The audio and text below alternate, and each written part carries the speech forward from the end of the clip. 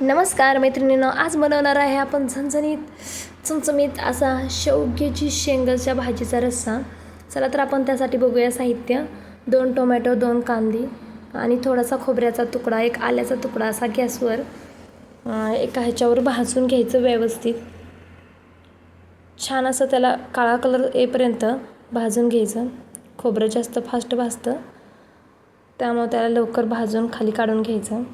नंतर बघाच लागणारं साहित्य, सर्व प्रकारचे मसाले, शेवग्याची शेंग व्यवस्थित आकारात कापून घ्यायची आणि ती पाण्याने स्वच्छ धुवून घ्यायची आणि पाण्यामध्ये ठेवायची, जेणेकरून थोडीशी फुगेल.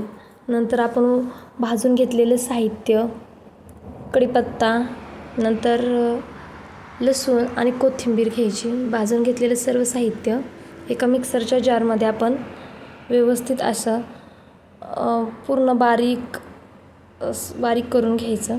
अगोदर लसूण आणि थोडे 2 पाकळी कढीपत्ता, जिरे आणि कोथिंबीर बारीक करून घ्यायची. त्यानंतर आपण भाजून घेतलेले टोमॅटो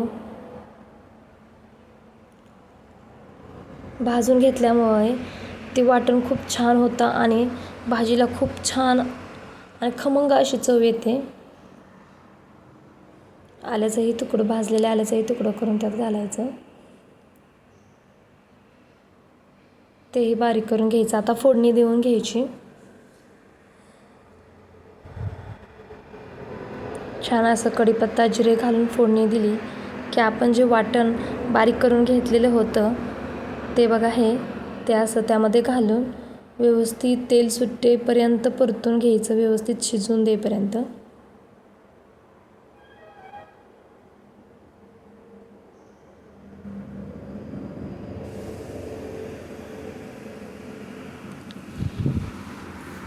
व्यवस्थित आता तेल सुटायला लागले. नंतर त्यामध्ये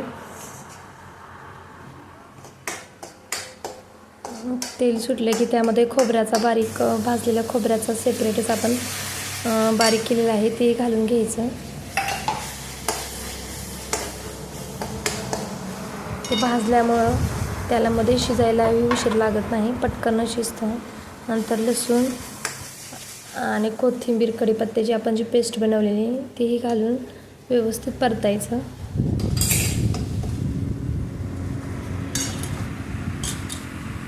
छान शिजले आहेत. आता आपण मसाले घालून घ्यायचे. गरम मसाला, घरकुल मसाला, नंतर हळद आणि एक घरी केलेला मसाला तेही घालून व्यवस्थित परतून घ्यायचं. गावाकडचा झणझणीत शेवग्याचा रस्सा खायला खूप छान वाटतं. तो भाकरीबरोबर, भाताबरोबरही आपण खाऊ शकतो. आता काळं तिखट घालायचं, 1-2 चमचे आपल्याला हवा तेवढं. ते व्यवस्थित तेलामध्ये भाजून घ्यायचं. सगळं मसाले असे व्यवस्थित भाजून घेतल्यानंतर भाजून घ्यायचे, म्हणजे त्याची चव खूप छान लागते. त्यामध्ये कच्चापणा राहत नाही आणि छान चव लागते. मग आपण त्यामध्ये थोडंसं पाणी घ्यायचं, जेणेकरून मसाले करपणार नाही. पाणी घालून ते शिजवून घ्यायचं.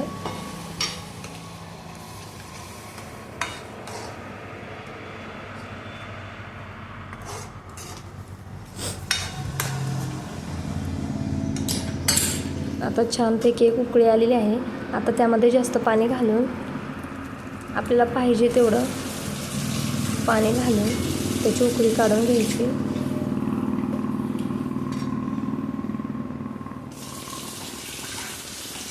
खूप साधी आणि सोपी रेसिपी आहे, फक्त व्यवस्थित वाटण करता आलं पाहिजे. आता त्यामध्ये 2-3 चमचे आपण शेंगदाण्याचा कूटही घालायचा, मीठ घालायचं आणि व्यवस्थित असं त्याची उकळी काढून घ्यायची.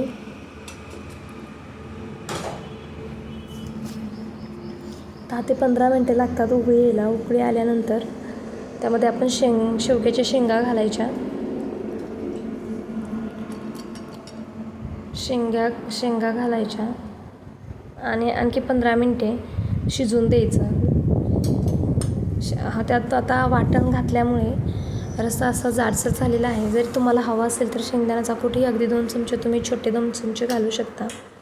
बघा, जर तुम्हाला अशीच गावरान पद्धतीने जर शेवग्याची रस्सा भाजी करायची असेल आणि हा व्हिडिओ जर आवडला असेल तर माझ्या चॅनलला नक्की शेअर करा, लाईक करा आणि सबस्क्राईब करा आणि ही भाजी अशी भाकरीबरोबर कुस्करून खायला घ्या. धन्यवाद.